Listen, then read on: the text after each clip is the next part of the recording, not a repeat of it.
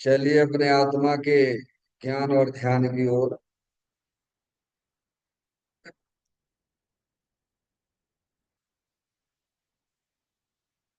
अपने चंचल मन को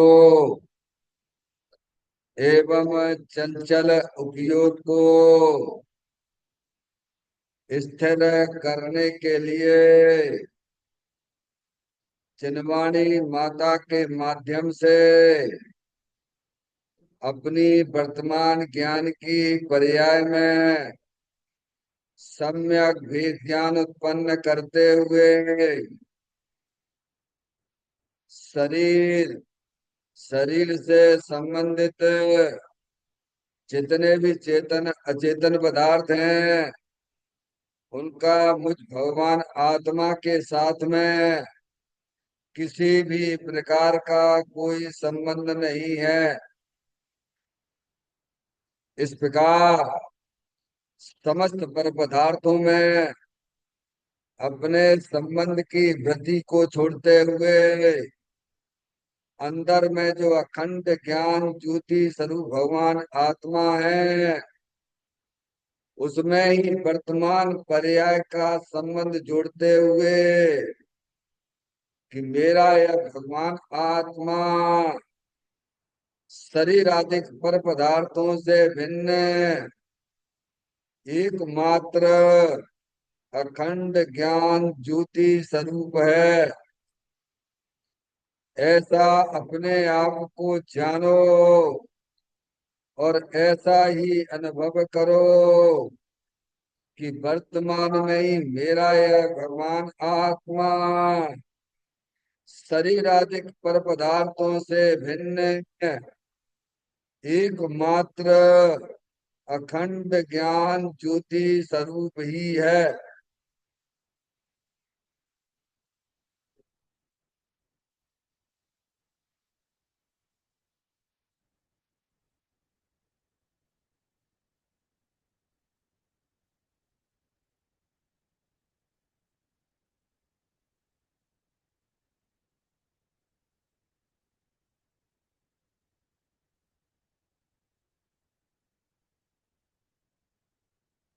इसी प्रकार से संसार अवस्था में आत्मा की पर्याय में जो विविध प्रकार की पुण्य पाप के परिणाम दिखाई देते हैं वे समस्त परिणाम परद्रव्यों की लक्ष्य से होने वाले भाव हैं। वे हमारे आत्मा का स्वभाव नहीं है। ऐसे समस्त रागादिक परिणामों में एकत्व बुद्धि, ममत्व बुद्धि, कर्तृत्व बुद्धि, भोक्तृत्व बुद्धि तथा उन रागादिक परिणामों की ज्ञाता बुद्धि को भी छोड़ते हुए अंदर में जो अखंड ज्ञान ज्योति स्वरूप भगवान आत्मा है जो कि सदाकाल शरीर रागादिक से भिन्न एकमात्र पूर्ण निराकुलता स्वरूप वाला है।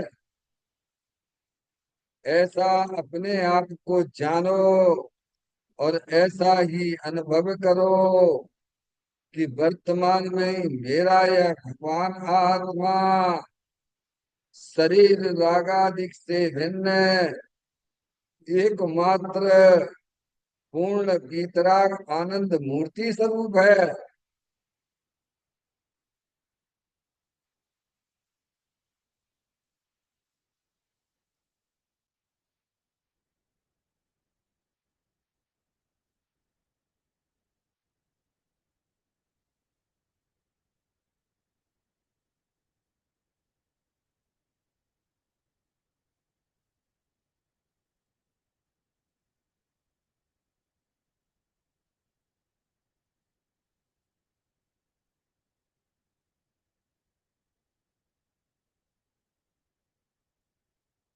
इसी प्रकार से संसार अवस्था में आत्मा की पर्याय में जो पर के लक्ष्य से होने वाला ज्ञान है, वह परलक्षी ज्ञान भी हमारे आत्मा का स्वभाव नहीं है।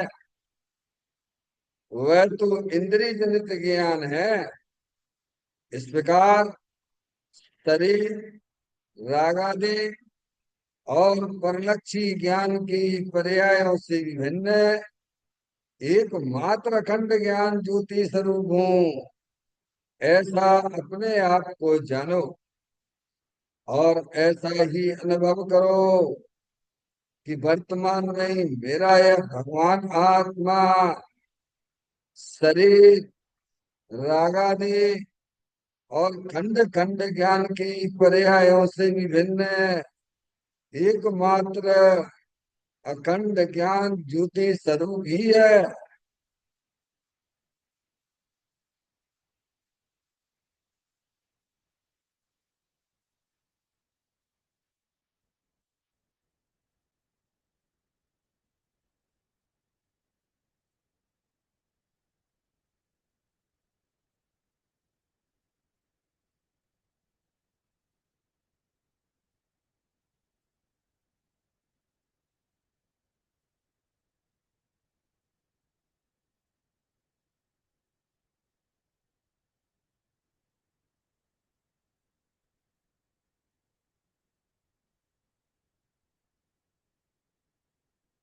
तरफ कर्म, भाव कर्म, नो कर्म रहित शुद्धात्म स्वरूप हम। मेरा ये भगवान आत्मा सदा काल शरीर आदि नौ कर्मों से भिन्न है। मेरा ये भगवान आत्मा सदा काल ज्ञानावरण आदि आठ कर्मों से भी भिन्न है। मेरा ये भगवान आत्मा सदा काल मुहुराग्य भाव कर्मों से भी भिन्न है।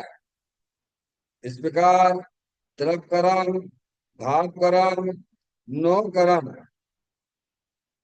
तीनों कर्मों से रहे मैं तो एकमात्र परम पवित्र शुद्धात्म स्वरूप हूँ, ऐसा अपने आप को जानो और ऐसा ही अनुभव करो कि वर्तमान में ही मेरा यह भगवान आत्मा तीनों प्रकार के कर्मों से रहे एकमात्र परम पवित्र शुद्धात्म स्वरूप है।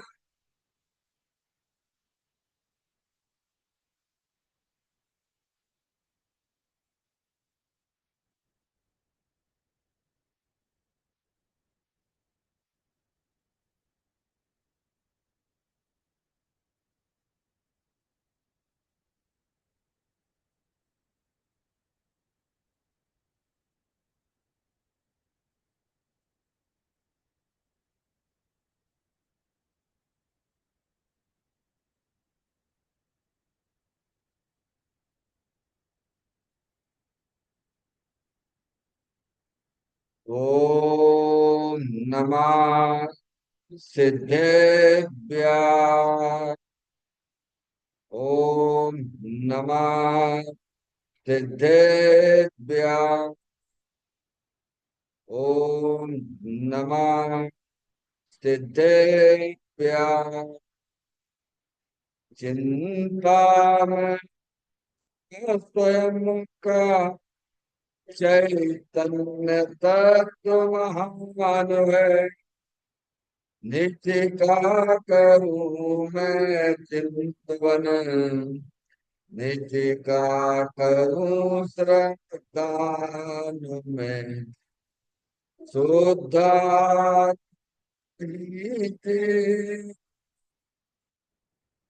गुण अनंत निधान मैं सब में देख आत्मा स्वयं भगवान है।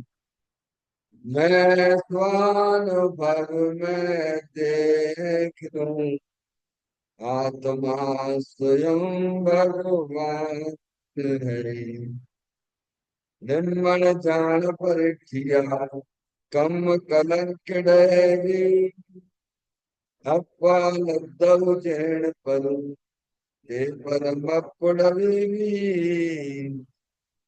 तब करम मल्लिका नास करो प्राप्त कर निजवा जो पद ध्यान में नम कर निकल परमा तुम सब निकल घन गान अंत पद को पायन करण मन राम पद प्रियना दिया।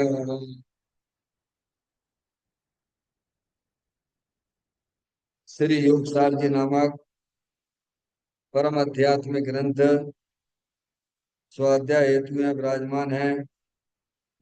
आज से 1400 वर्ष पहले इस महान पवित्र ग्रंथ की रचना दिगंबर संत योगेंद्र महाराज जी हुए हैं। उन्होंने इस महान पवित्र ग्रंथ की रचना की और उन्होंने इस ग्रंथ का नाम योग सार जी रखा। योग सार जी का सीधा सा अर्थ है मुक्ति के मार्ग में। योग का मतलब जोड़ होता है, किसका किसके साथ में जोड़ करना। तो अरिहंत परमात्मा कहते हैं कि अंदर में जो अपना त्रिकालिक ध्रुव भगवान आत्मा जो कि सदाकाल द्रव्य कर्म भाव कर्म नौ कर्म से रहे एकमात्र अखंड ज्ञान ज्योति स्वरूप है। ऐसे क्या है प्रभु परमात्मा में अपनी वर्तमान शुद्ध ज्ञान की पर्याय का संबंध जोड़ने का नाम योग है, जिसे शास्त्रीय भाषा में सम्यक दर्शन सम्यक ज्ञान भी कहते हैं। और चैतन्य भगवान आत्मा में ही अपनी वर्तमान पर्याय को मग्न कराना, लीन करना, स्थिर करना, उसे सार कहते हैं, यानी सम्यक चारित्र कहते हैं। तो योग सार क्या हो गया? सम्यक दर्शन, सम्यक ज्ञान, सम्यक चारित्र वाली निर्मल पर्याय, पवित्र पर्याय जो अपने आत्मा के आश्रय से प्रकट होती है, इसे योग सार कहते हैं। इसे ही अरिहंत परमात्मा मोक्ष मार्ग कहते हैं। इसी का नाम धर्म है। देखिएगा योग सार ग्रंथ के माध्यम से हम और आप यहाँ पर 73वें नंबर की गाथा का स्वाध्याय चल रहा है, जिस गाथा का मूल विषय है भाव से निर्ग्रंथ ही मोक्ष मार्गी है। क्या इसका अर्थ क्या होता है कि अंदर जो मूराग्नि के परिणाम होते हैं उनका अपनी आत्मा की पर्याय में से खत्म हो जाना। समझ में आया? क्या इसका अर्थ है? भाव निर्ग्रंथ हो, भाव निर्ग्रंथ ही मोक्ष मार्ग है। समझ गया? आप चाहे भले ही बाहर से सब निर्वस्त हो जाओ, हुए भी हो अनंत बार, लेकिन भाव से पूरे के पूरे संसार हो। समझ गए? निर्ग्रंथता कहाँ से होना है? सर्वप्रथम भाव से निर्ग्रंथ हो गया। क्यों भाव से निर्ग्रंथ क्यों होना? क्योंकि जो हमारी आत्मा में जो रागादिक परिणतियां होती है ना, उनके निमित्त से जो पूरे लोकाकाश में औदगलिक कारण परिगणाएं भरी पड़ी हुई है ना, वे तुम्हारे हमारे आत्मा के साथ में संबंध जोड़ लेते। क्या कह रहे हैं? आपसे निर्ग्रंथ होने की बात क्यों की गई सर्वप्रथम? क्योंकि अगर आपके परिणामों में ये मूल आदेश के परिणाम चलते रहेंगे तो ये जो द्रव कर्म जो है ना, कार्बन बर्गना पौधगलिक कार्बन बर्गना भरी पड़ी है ना पूरे लोकाकाश में, तो ऐसा एक निमित्त निमित्तिक संबंध बनता है। यहाँ पर आपको परिणामों में भाव कर्म और आदि के परिणाम होंगे, उनके निमित्त से वे पौद्गलिक कारण परिगणाएं कर्म रूप से परिणत हो जाएंगे। दोनों की स्वतंत्रता है, देखिएगा। यहाँ पर भाव कर्म हुए इसीलिए कि द्रव कर्म बंधे, ऐसा भी नहीं है। क्या कर रहे हैं? द्रव कर्म एक अलग चीज है और भाव कर्म एक अलग चीज है। लेकिन निमित्त निमित्तिक संबंध से ये बताया जाता है कि भाव कर्म से द्रव कर्म और द्रव कर्म से जो है लो कर्म। समझ में आया? और जब ये द्रव भाव कर्म से द्रव कर्म होगा, कर्मों का बंधन होगा, तो नए नए शरीर जो मिलेंगे। समझ में आया? तो इसीलिए ज्ञानी हमें ये समझाना चाहते हैं इस गाथा के माध्यम से, पहले वो भाव से निर्ग्रंथ इससे। तो आपका प्रश्न बन सकता है कि साहब ये सारी व्यवस्थाएं तो मुझे ऐसा लगता है कि तो मुनराजों की है। क्या ये प्रश्न हमारे अंदर उठ सकता है? लेकिन इस गाथा में ये बात बिल्कुल स्पष्ट की गई है। चौथे पुनरुत्थान में ही आत्मा भाव से निवृत्त हो जाता है। पूर्ण रूप से नहीं होता है। पूर्ण रूप से तो हमारे जो है अरियंत परमात्मा होती है। समझ में आया? लेकिन विधि यही है, जब तक यहाँ राग रहेगा वहां पर जो है कार्बन बरगना कर्म रूप से परिणत होती रहेंगी। अब इसको मिटने के लिए भगवान ने एक बात बताई है कि तुम्हें भाव कर्म से बंध लगता है, भाव कर्म से द्रव कर्म का बंध होता है, तो हम तुम्हें एक औषधि बता देते हैं। तुम उसका सेवन करोगे तो तुम्हारे आत्मा में भाव कर्म भी धीरे धीरे खत्म हो जाए। क्या है? उसका तुम सेवन करोगे तो ये भाव कर्म भी चले जाएंगे। ये एक्चुअली में ये आत्मा का स्वभाव नहीं है। ये जो भाव कर्म है ना, ये आत्मा की विरोधी तत्व है। क्या है? वो तो आत्मा में ही है। आत्मा की पर्याय नहीं होता है, शरीर में नहीं होता है। समझ रहे हैं? लेकिन ये जो है भाव कर्म, यानी कहो आश्रय तत्व कहो, ये आत्म विरोधी तत्व है। क्यों भैया? आपके देश में कोई विरोधी आतंकवादी रह के यहाँ काम करे तो आप क्या चाहोगे? देश में रहकर देश की विरुद्ध गतिविधियां करें तो वह व्यक्ति देश में रहने लायक है क्या? है? देश में रहकर, देश में ही रहता है, पर देश में रहकर भी देश के विरुद्ध गतिविधियां करता है, तो उसके लिए है ना, जो बड़े बड़े पद पे बैठे हुए हैं, ये उसको निकाल के क्या करेंगे? भगा देंगे या तो मार। और क्या करेंगे? जो देश के विरोधी जो काम करते हैं उन्हें देश में रहने का कोई अधिकार नहीं है।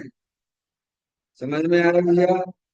इसीलिए पहले देश में अगर शांति चाहिए तो ऐसे जो गतिविधियां चलाने वाले लोग हैं उनको या तो उनको खत्म कर दीजिए, या फिर जो है कैसे उन्हें देश छोड़ के जाने के लिए मजबूर कर दीजिए आप। समझ में आ रहा है? ये आत्मक तत्व ऐसा ही है। ये भाव कर्म एक ऐसा ही तत्व है। होता तो आत्मा की पर्याय में है, पर वो आत्म विरोधी तत्व है। इसीलिए ज्ञानी हमें ये समझाते हैं कि जो आश्रय तत्व है ना, भाव कर्म जो है ना, वो विरोधी तत्व है, या तो उसे तुम जो है खत्म कर दो। क्या कर दो? या फिर अपने में गिनो मत। जो देश में रहते हैं, विरोधी काम करे, ऐसे लोगों को कौन रखना पसंद करेगा? उसे अपना मत जानिए, अपना मत मानिए, और वो चला जाएगा यहाँ से। समझ में आया? इसीलिए ज्ञानी हमें इस गाथा के माध्यम से यह समझाना चाहते हैं कि ये भाव कर्म जो है ना, उससे सबसे पहले निर्ग्रंथ हो जाएगी। और ये निर्ग्रंथता चौथे गुण स्थान से प्रारंभ हो जाती है।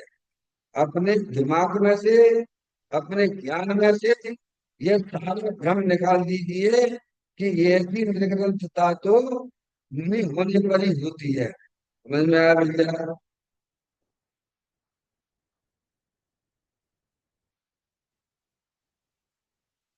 है ना? मुनि होने पर नहीं, कोई अगर ये सोचे, कोई अगर ये सोचे कि साहब हमसे निर्गुण तो जब हम सब घर दुकान मकान सब छोड़ छाड़ के कर तब ये बात व्यवस्था, ये व्यवस्था जमेगी, तो उसके लिए ज्ञान हमें यही समझाना चाहते, ऐसा बिल्कुल भी नहीं है। आपको इसी ग्रंथ की 18वें नंबर की गाथा का पुनः स्वाध्याय करना चाहिए। घर में रहकर भी जीव घर गृहस्थी के कार्य करता हुआ भी एक उपाधि का ज्ञान होने पर क्या अपना काम करता रहता है। देखो घर में नंबर गाता यही समझाता है, एक उपाधि का ज्ञान रहता है। देखो आपको एक उपाधि ज्ञान है कि नहीं है, बोलो। आप अपनी संपत्ति किसको देंगे? पड़ोसी को दोगे कि अपने बच्चों को दोगे? तो ये उपाधि ज्ञान चल रहा है कि नहीं चल रहा है? जब आप कपड़े पहने तो करते हो ये उपाधि, कि कपड़ा उतार के करते हो ऐसा क्या? बोलो भाई, भाई साहब, हैं? इसमें कपड़ा उतारने की जरूरत है क्या? है कि आपको ये समझ में नहीं आती है, उपाधि समझ में नहीं आता है कि हम अपनी पूरी संपत्ति अपने बच्चे को देंगे, तो इसके लिए कपड़ा उतारना पड़ेगा क्या? क्यों? समझ में नहीं आता, समझ। इसीलिए पूरी तरह से दिमाग में से ये बात निकाल लीजिए कि जब एक व्यवस्था भाव से निर्बंधता की अगर आप बात करते हो, तो ये व्यवस्था तो वो जब मुनि आत्मा हो जाता है तब होती है, तुम्हारी बात एकदम झूठी है। तो आपको कोई व्यवस्था आपको अपने घर में भी करना पड़ेगी। समझ में आएगा?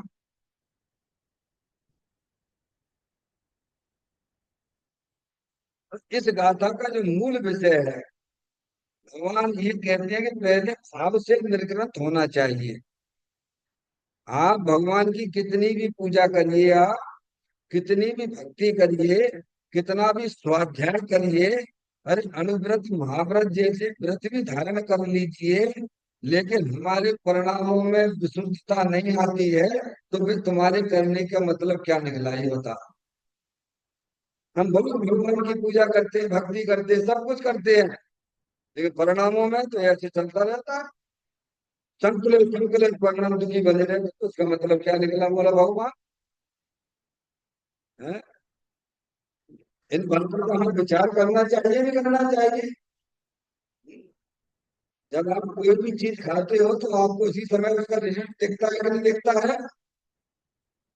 परिणाम में जब भी आप नमक खाते तो नमक का स्वाद आता है, मिर्ची खाते तो मिर्ची का स्वाद आता है, मिठाई खाते तो मिठाई का स्वाद आता है।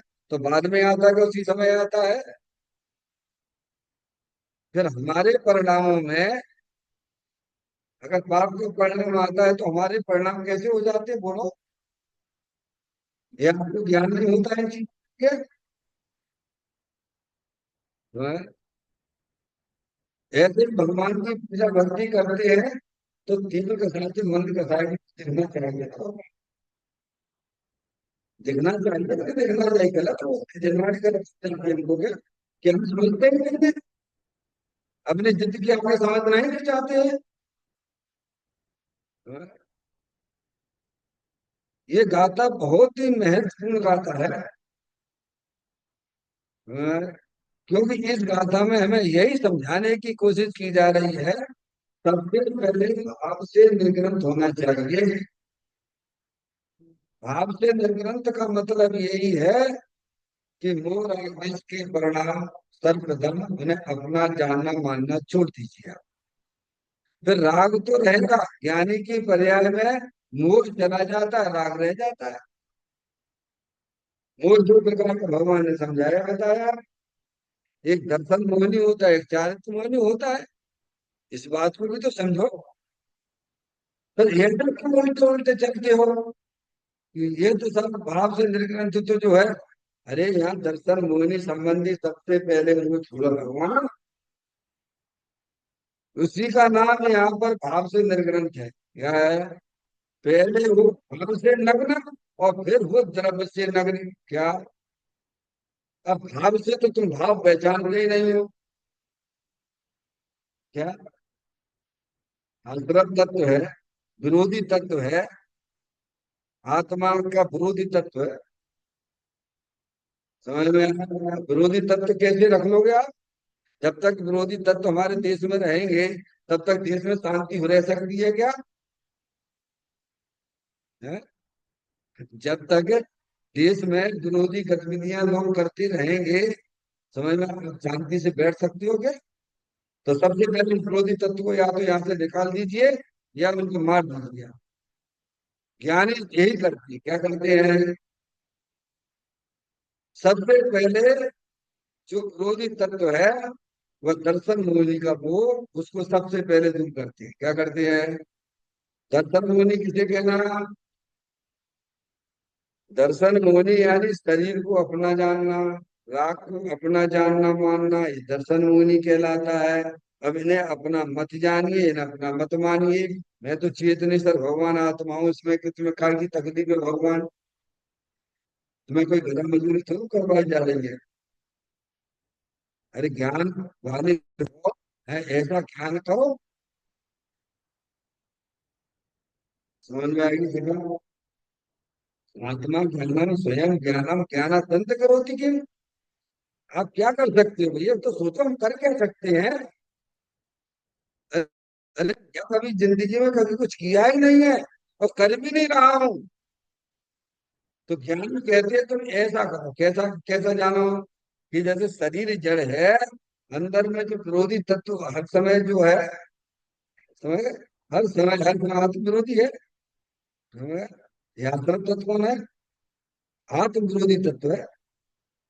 अब आपको विरोध नहीं लगता है, बोलो। जो तुम्हारे घर में रह के और तुम्हारा ही भेंट करता जा रहा है, जैसे बच्चा हुआ है, अब घर में रहता है बच्चा, है, घर में रहता है, वो विरोधी काम करे तो क्या करोगे? अरे बताओ भगवान,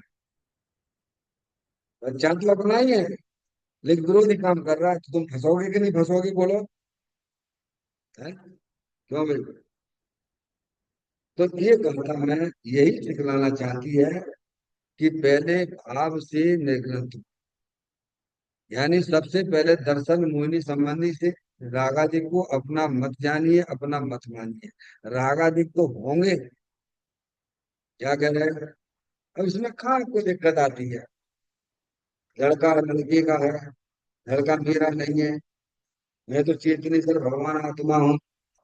अरे कितना देखो, कितना ऐसा में हम निरंतर निरंतर मिथ्यात का पोषण करते रहते हैं। हर समय मिथ्यात का पोषण कर, हर समय मिथ्यात का पोषण करते हैं। क्योंकि वस्तु स्वरूप के ज्ञान नहीं होने पर तो मिथ्यात्व का ही सेवन होगा ना। देखो गाथा को अपन आगे बढ़ाते हुए पॉइंट पे विचार करेंगे। हो जाए जब निर्ग्रंथ मन निर्गंत, तब ही तुम बने। निर्ग्रंथ जब हो जाए तू, तब मुक्ति का मार्ग हो मिले। देखिए अगला पॉइंट, बहुत ही सुंदर चर्चा है। श्रद्धा अपेक्षा से सम्यक दृष्टि भी भाव निर्ग्रंथ है। लो आगे बात। निज शुद्ध स्वभाव की प्रतीति, दृष्टि और अनुभव करने वाले संकृति को राग के प्रति प्रीति न होने से वास्तविक भाव निर्ग्रंथता है।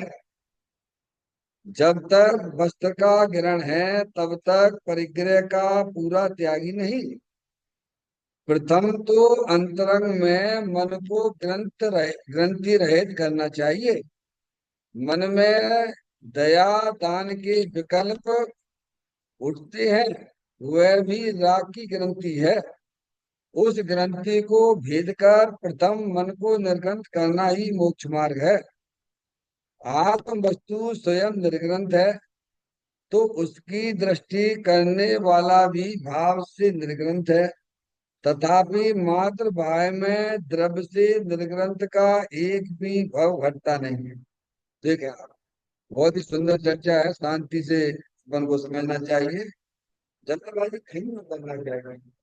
लोगों के कार्य में भी जल्दबाजी मत करो, क्योंकि सुना जो आपके परिणाम है वो भैया जब चंचलता रखोगे तो तुम्हें कर्म छुड़े लगेगा। तो क्या करते हैं ऐसे गोरख धंधे भगवान?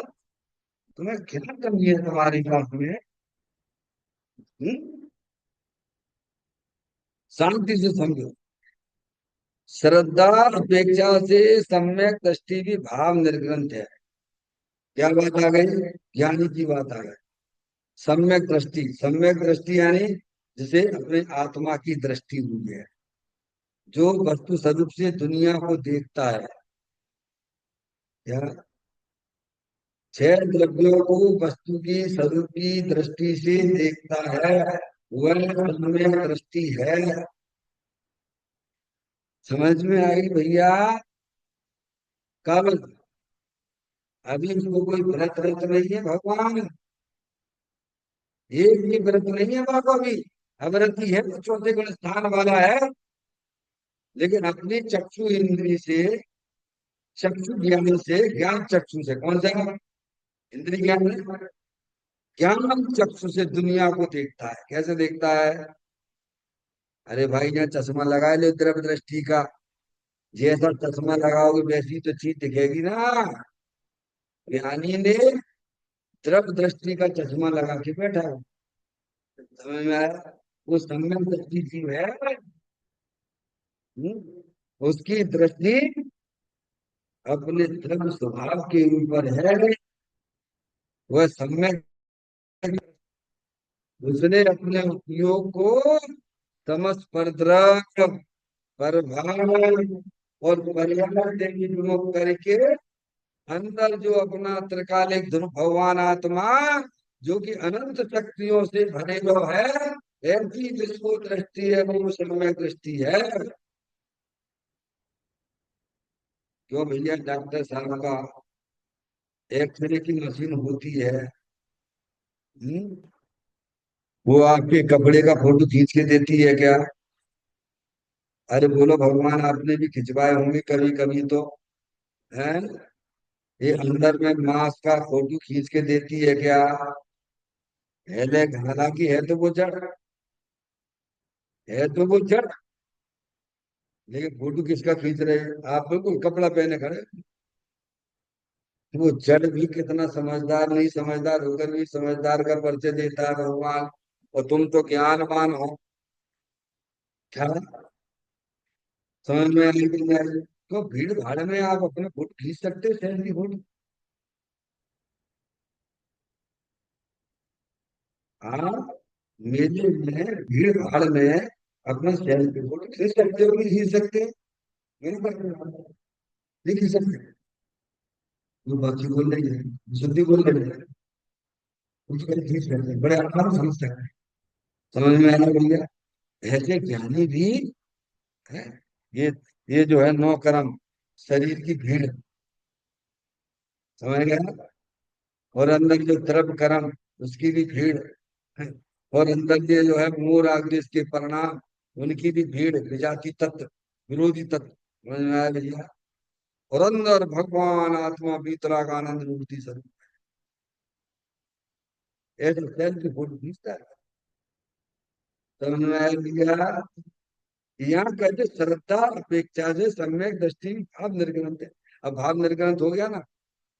शरीर भी है, कर्मी है, कर्म भी है, राग भी है, लेकिन दृष्टि, ज्ञान का परिवर्तन किधर है? बोलो ज्ञान के परिवर्तन किधर है? और श्रद्धा बाकी पक्की है। जैसे आपको श्रद्धा होती है, आपकी रजिस्ट्री है मकान की, हे भैया निकलो यहाँ से, फालतू बातें मत करो यहाँ से, देखते नहीं मेरा रजिस्ट्री कराई है, तेरा घर है। ऐसे ही समय दृष्टि कोई निकाल नहीं सकता अपने घर में। एक दृष्टि कहाँ बुद्धा होती है, ऐसा लिखा हुआ है के अंदर। 185वें नंबर की गाथा में आचार्य कुंकुम देव ने लिखा होगा, प्रचंड कर्म का उदय आने पर भी ज्ञानी अपने ज्ञानत्व स्वभाव छोड़ता है। मुनराज में तो ये स्पष्ट दिखाई देता है,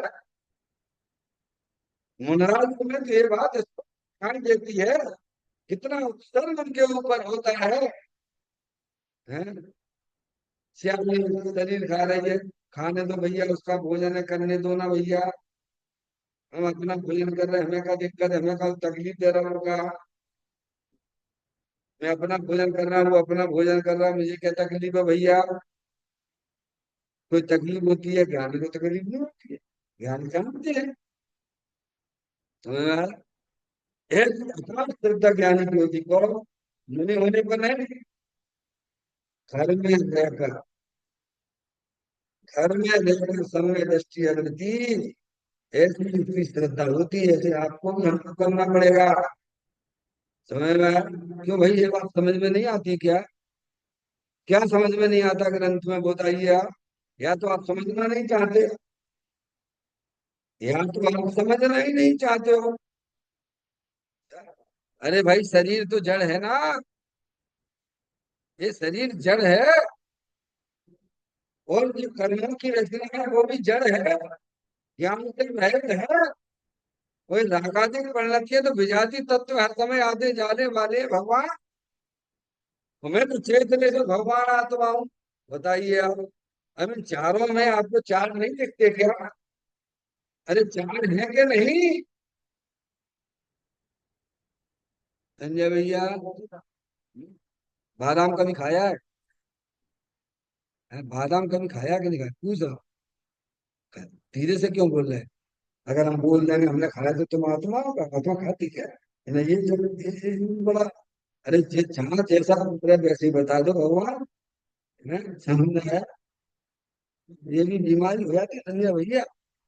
हाँ, पता नहीं हमने तो बोल दो तो फिर बिंदु जी कह रहे, ऐसा नहीं, सीधा सीधा मार के भगवान, बादाम खाते हो तो बादाम में क्या चीज खाते हो? ऊपर का छिलका खाते हो कि अंदर का छिलका खाते हो कि वो कीरी खाते हो? वहां तो आप बहुत समझदार हो, हैं? वहां आप बहुत समझदार हो। अरे मैं तो कहता हूँ, मैंने तो देखा है कि मैं पचमढ़ी हमारी साइड थी, है, तो अब हम तो बाहर का कुछ खाते ही नहीं। इन्होंने मूंगफली रखती भाई, शाम को मूंगफली खा लूंगा, सुबह भोजन करके निकले। शाम को मूंगफली खा रहा तो एक नीचे गिर गई, गिर गई तो गिलहरी वाला फिर उठा के वहां बैठ गई उसके पास। बड़ी बढ़िया तरीके से खा लेती है संजय भैया, है। समझ नहीं, ऊपर का छिलका निर्दयता से तोड़ देता है, वो ऊपर का जो लाल छिलका है, वो भी हटा देता, तो वो खा लेती भी है। तो हमारा ज्ञान के गिलहरी से भी कम है। अरे पूछ रहा हूँ भाई, भगवान कहते हैं कि त्रियंश गति के जीव देश प्रति तक होते हैं भगवान। ये बात क्यों नहीं समझ में आती है? चार चीजें हैं भगवान, तो किसका देखना बनना है कि बाहर में तो, पर यह खत्म करना है। काय का सेवन कर रहे हो? हैं? शिकार, ये अपना शुद्धात्मा है ना, अंदर चेतन आत्म वस्तु है ना, अनंत शक्तियों से भरी भगवान आत्मा, अमूर्त प्रदेशों का पुण्य प्रसिद्ध ज्ञान आदि गुणों का धारी, अनादि निधन वस्तु अंदर दे देवर विराजमान, सब में, सबके ही पल्ले लाल लाल बिना कोई नहीं, और घाट खोज देखी नहीं ताते भयो कंगाल। समझ में आया भैया? तो सम्यक दृष्टि श्रद्धा अपेक्षा से सम्यक दृष्टि भाव निर्ग्रंथ हो गया, लो, वो अपनी चीज को अपनी जानता है। ये आगे धर्म ग्रंथता है। अब आपने जो है चिल्लू भर संसार कर इतने में इतने में कर है तो कितना है ना जी। फल से कहा जो मैं निरोध में पड़े फिर इंद्रिय परिवार वहां से उठ के अनंत तो बाहर उठ गया है भगवान। पर ये जैन दर्शन में पड़ा मैं, जैन दर्शन नहीं सुना ना समझा। चुल्लू खत्म हो जाता है भैया, संसार खत्म हो जाता है। ऐसी अकाल श्रद्धा ज्ञानी को होती है। तो स्वप्न में भी अपने आप को मनुष्य नहीं देखता। समझ में आया भैया? तो कहते हैं श्रद्धा अपेक्षा से सम्यक दृष्टि भी भाव निर्मित है। यानी चाणक्य की अपेक्षा की बात नहीं। श्रद्धा कहने के बाद का मतलब ये कि चारित्र की अपेक्षा नहीं रह गई बाकी। समझ में की बात? ये भाव शब्दों को अर्थ की समझो भगवान। या चारित्र की अपेक्षा से कहा गया कि श्रद्धा की अपेक्षा से कहा गया है। आत्मा में श्रद्धा नाम का गुण भी है, आत्मा में से ज्ञान नाम का गुण है, ऐसे चारित्र नाम का भी गुण है। अब जो श्रद्धा अनादिकाल से अपने घर में ही रह रही थी, ये तो आत्मा की। अब विरोधी काम कर, अब विरोधी तत्व तो तुमसे भगाना है मुझे। तो ज्ञानी गलत क्या करते हैं? ज्ञानी यही तो करते हैं ना। श्रद्धा है आत्मा की और रह के विरोधी काम कर रहे हैं। लड़का में हूँ लड़की में हूँ, तो लड़का लड़की है क्या? क्या ऐसे लोगों को घर में रहने के लिए जगह दी जाएगी क्या? ज्ञानी नहीं देता। अब वो श्रद्धा अब जो है अपने आप को पहचान गई, अरे मैं तो चेतने सर भगवान आत्मा। देखना आप तो बहुत बढ़िया खुलासा करेंगे इसका। श्रद्धा अपेक्षा से सम्यक दृष्टि भी भाव निर्ग्रंथ हो गया। लो, भाव निर्ग्रंथ हो गया कि नहीं हो गए? अरे निज को निज पर को पर जान फिर तो का नहीं लेस निजा। कितने आपने भाव खत्म कर दिया ना। नहीं काम, इतने ही काम है। और ये ना करो तो खूब पढ़ते रहो ग्रंथ, खूब पढ़ते रहो, खूब भगवान की पूजा करते रहो। क्या लोगों को खूब दुनिया को दिखाते रहो। जब उनके केवल धर्मात्मा मूर्ख करने के चले चढ़ाए,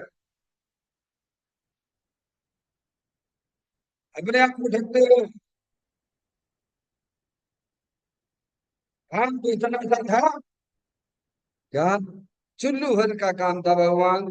कितने दुख ही दुख हमारे सामने खड़े हुए हैं। फिर कहते हैं निष्ठुद्ध स्वभाव की प्रतीति थी। अब देखो क्या कहते हैं उन्होंने। श्रद्धा क्या काम करती है? अरे मैं तो शुद्ध बुद्ध चेतन घन स्वयं ज्योति सुखधाम बीजो कईयो केटलू कर विचार तो पाम। मैं तो शुद्ध बुद्ध चेतनेश्वर भगवान आत्मा हूँ। प्रभु मैं कभी असित हुआ ही नहीं भगवान। क्या? अरे मिलके दुनिया में कोई भी असित नहीं होता है। ज्ञानी को रखिए का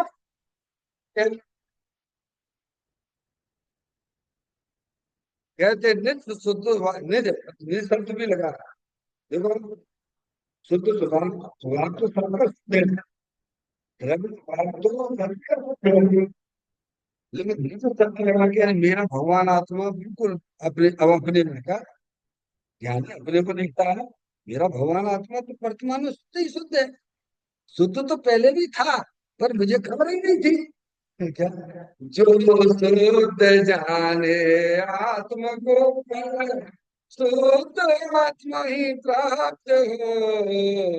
अनशुद्ध जाने आत्म को अन शुद्ध आत्मा ही प्राप्त हो। फिर क्या कहा उन्होंने? देखो आगे, शुद्ध स्वभाव की प्रीति। प्रीति प्रीति तो करते हो आप लोग। ब्रह्म की प्रीति करो।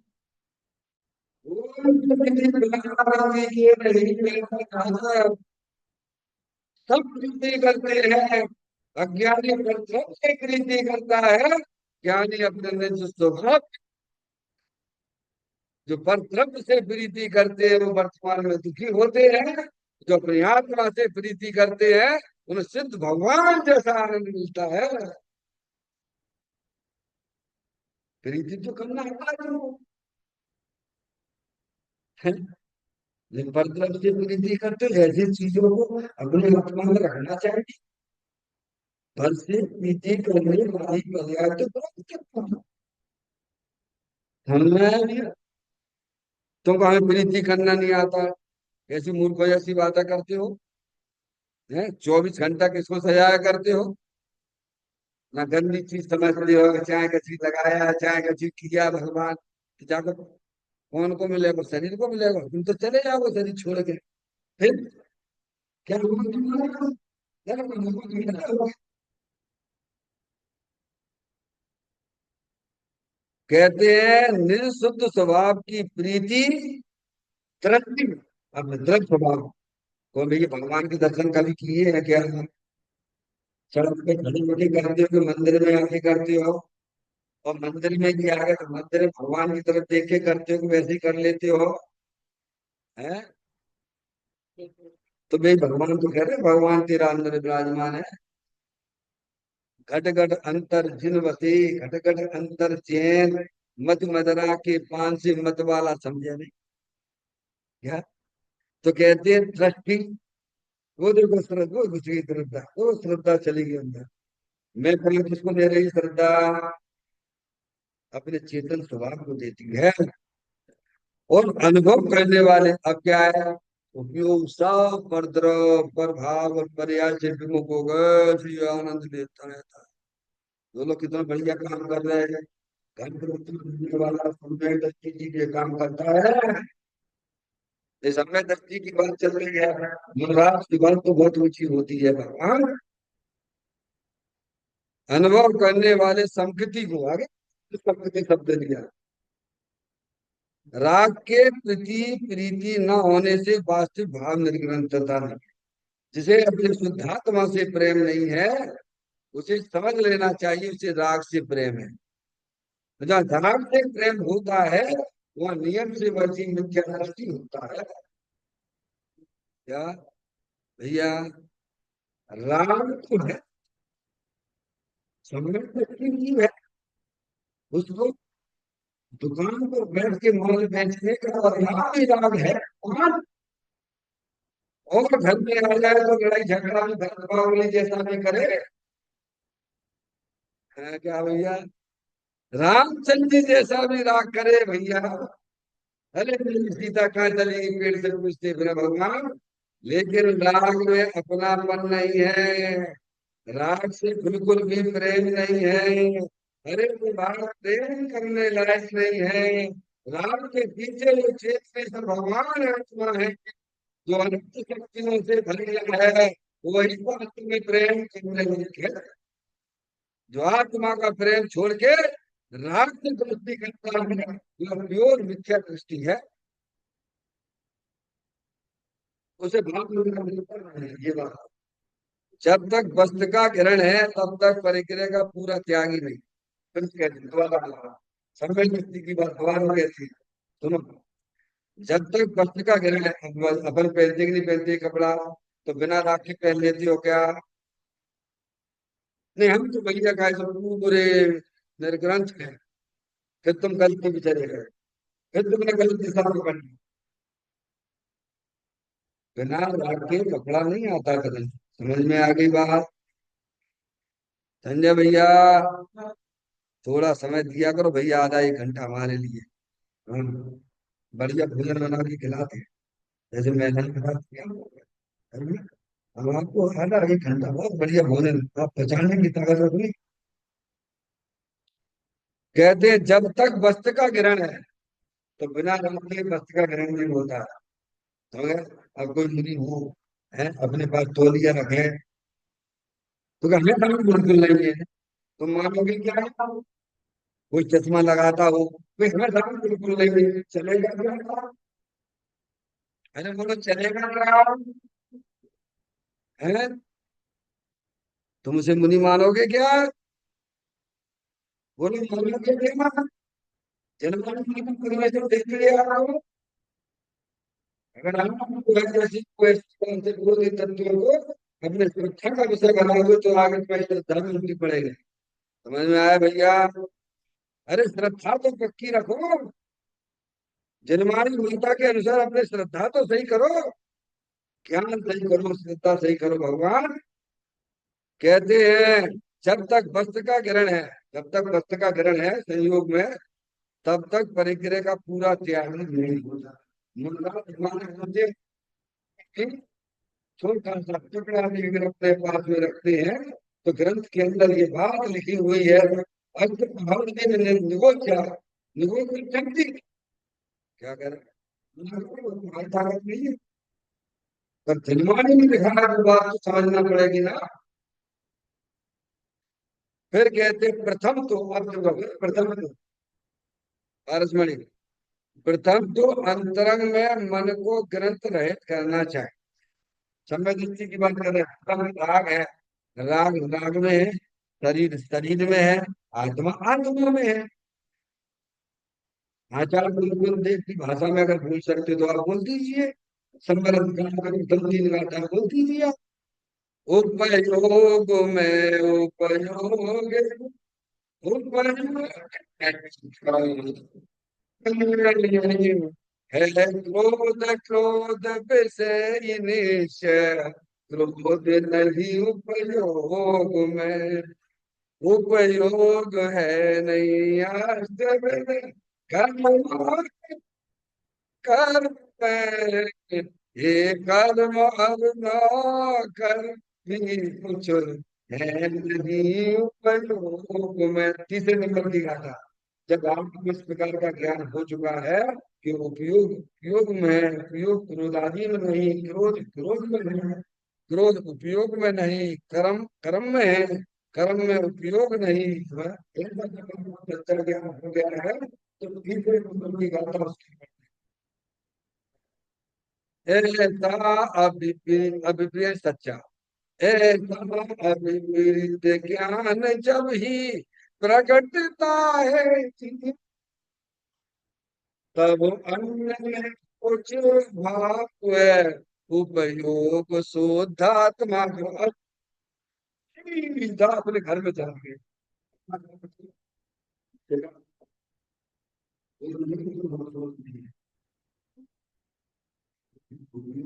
कौन सा है? चैतन्य गुफा में मुनवर बसते, अनंत गुणों में खेली करते, एक भाई मन में मधुबन में, वो निखिल मुन राज के घर में, मधुबन में। जब जीव के ज्ञान में सच्चा ज्ञान हो जाता है, जब जीव की श्रद्धा में श्रद्धा भक्ति हो जाती है, सच्ची हो जाती है, तो चरित्र में भी बदलाव आए बिना रहता नहीं। तो कहते हैं, प्रथम तो अंतरंग में मन को ग्रंथ रहित ये करना चाहिए, मन से ग्रंथ हो जाए। इसको बोलते हैं भाव मन से ग्रंथ का। राग है पर राग मेरा नहीं है, शरीर है पर शरीर मेरा नहीं है, मैं तो चेतन सर भगवान। अब देखिए, मन में दया दान के विकल्प उठते हैं, वह भी राग की ग्रंथि है, ठीक है ना? उठते हैं, इतना राग है ज्ञान की तरह, ये कर्म का बंधन ही है, और अनंत संसार का बंधन नहीं, ध्यान रखना। उस ग्रंथि भेद उस ग्रंथि को भेद कर प्रथम मन को निर्ग्रंथ करना चाहिए। क्या करना है? पहले अब चलन, अब देखिए, अब चलेगी गाड़ी बढ़िया फर्स्ट क्लास, पहले चलती थी, सीख ली पक्का, बिल्कुल मजबूत हो गए ना, तो 40 की स्पीड पे चलती थी, समय दृष्टि की है। अब लोगों जब 50 की स्पीड पे चलाएगा, अब वो 60-70 की स्पीड पे चलाएगा, चलाएगा कि नहीं चलाएगा? आप लोग भी सीख जाते हो, जब आपको प्रैक्टिस हो जाती है, अभ्यास हो जाती है, तो तेज गाड़ी दौड़ाते हो दौड़ाते हो, तो ज्ञानी में तो यही करता है ना। कहते हैं उस ग्रंथि को भेद कर प्रथम मन को निर्ग्रंथ करना ही हो पा है, पहली बार। ये पहला निर्ग्रंथ बना, दर्शन करने चला गया, सम्यक दर्शन हुआ। अब कहते हैं, आत्म वस्तु स्वयं निर्ग्रंथ है। अब देखिएगा, तो ये मन में कैसे, अगर आत्म वस्तु निर्ग्रंथ ना होती तो ये बताओ मन भी निर्ग्रंथ कैसे होता भगवान? ये हमको मन में ग्रंथ है, ग्रंथ में अग्रंथ यानी पर्याय हुआ, द्रव्य और पर्याय की वस्तु, ये वस्तु एक है, पर सबके काम अलग अलग। क्या कहना है? वस्तु एक द्रव्य है, वस्तु। तो द्रव्य तो तीनों काल निर्ग्रंथ है, वीतराग आनंद मूर्ति स्वरूप है। अगर द्रव्य वीतराग आनंद मूर्ति स्वरूप नहीं होता तो हमारे हृदय परमात्मा पर्याय वीतराग होते ही, बोलो बोलो बोलो यार। आप जो भगवान की पूजा करते हो, भक्ति करते हो, द्रव्य से करते हो कि पर्याय से करते हो? बोलो संजय भैया, जवाब दे दो फटाफट। पर्याय से करते हो ना? समझ में आया? हम भगवान अनंत परमात्मा की जो पूजा भक्ति करते हैं, द्रव्य की अपेक्षा से नहीं, पर्याय की अपेक्षा से करते हैं। तो पर्याय में वह वीतरागता कैसी आई है? तो वीतराग स्वभाव है ना निर्गुण स्वभाव, उसका सेवन करिए। तो हम भी पर्याय में लगे। हाँ, तो वस्तु स्वयं निर्ग्रंथ है, तो उसकी दृष्टि करने वाला, लो क्लियर भी कर दिया। गुरुदेव श्री की शैली गजब की है। जिसने गुरुदेव श्री को पकड़ लिया, समझ लो उसका इस भव में काम हो जाएगा। डॉक्टर बहुत होते हैं पारसमणि, पर आप अपना इलाज कितने डॉक्टरों से कराते हो? हैं?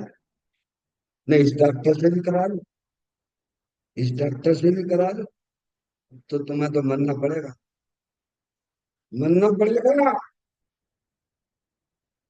जैसे शरीर के रोग के लिए अगर एक डॉक्टर को ही चुनते हैं, यहाँ मोक्ष मार्ग में आपके वितराग ग्रंथ तो है ही, लेकिन गुरुदेव श्री ने कोई काम किया है जो हमारे वितरागी संतों ने किया है। समझ में आया भैया? देखो कितनी क्लियर बात की। कैसे तुम काम से निर्गत हो?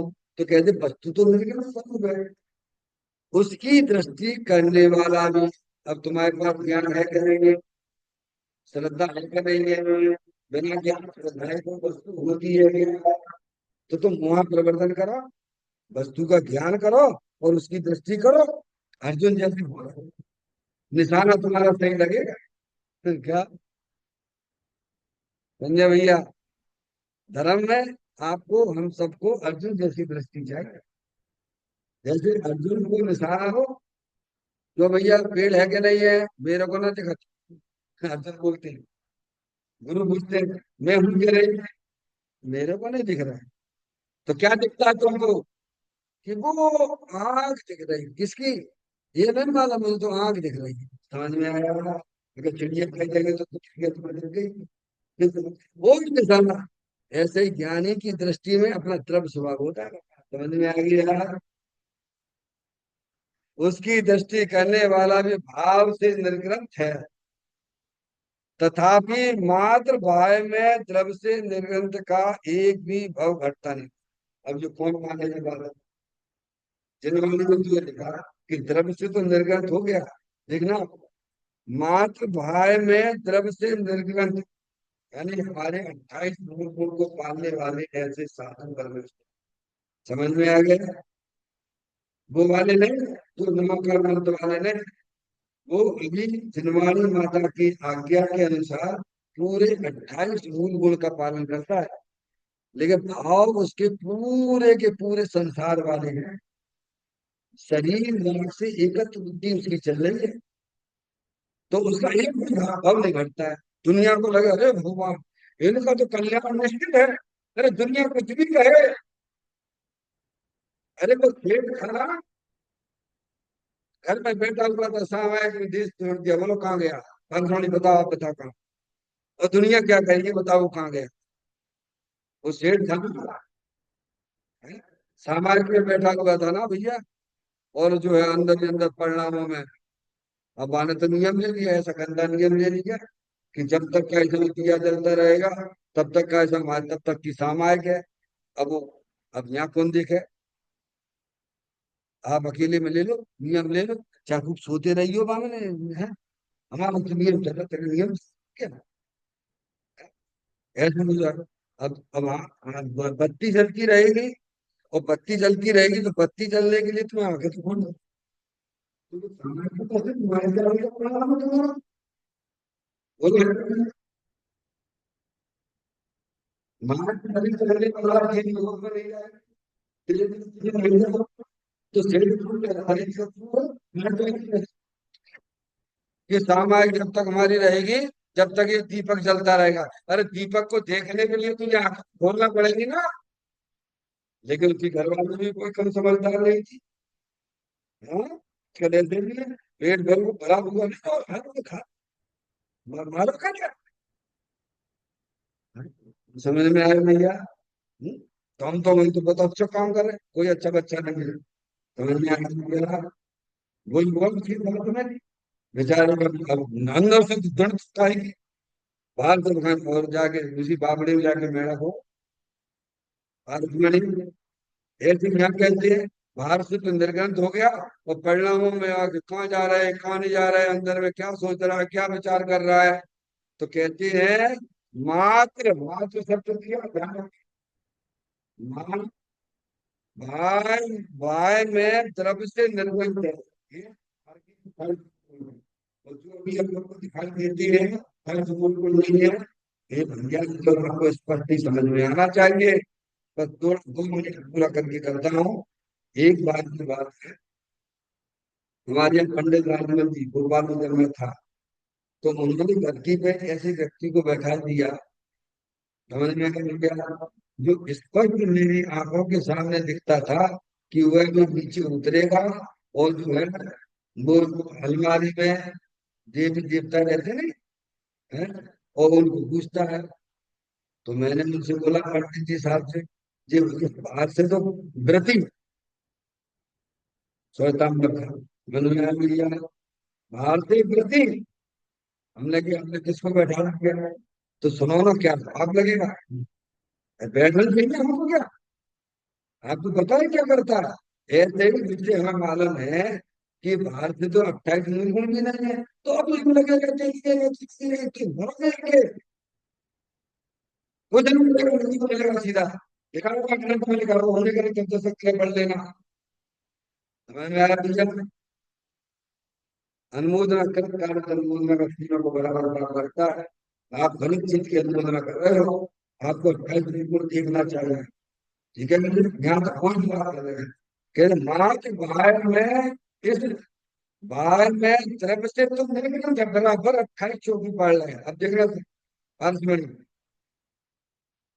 निर्ग्रंथ का एक भी फल घटता नहीं है, एक भी घटता, क्योंकि सब भगवान का संबंध का ऐसे है, शरीर से है कि अंदर भावों से है पूरा। हमें सबसे पहले निर्गंध कहाँ होना चाहिए, कर्मों का बंधन द्रव्य से भी शरीर से होता है कि अंदर परिणामों से होता है। तो परिणामों पे चोट मारो ना, अब परिणाम तो हरे भरे हैं, फिर क्या है? इसीलिए कहते हैं भले ही उसने 28 गुण का पालन करता है, लेकिन उसका एक भी भाग कम नहीं होता। तो ठीक है, इस प्रकार से समझना चाहिए। आगे की चर्चा बात।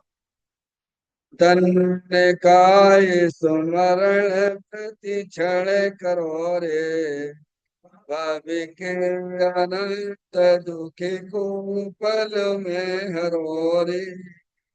अक्षय अनंत निज तो निदान पाओ, गाओ परे नित इसी के गीत गाओ, गाओ परे नित इसी के गीत गाओ। नवान नमोकार मंत्र का स्मरण।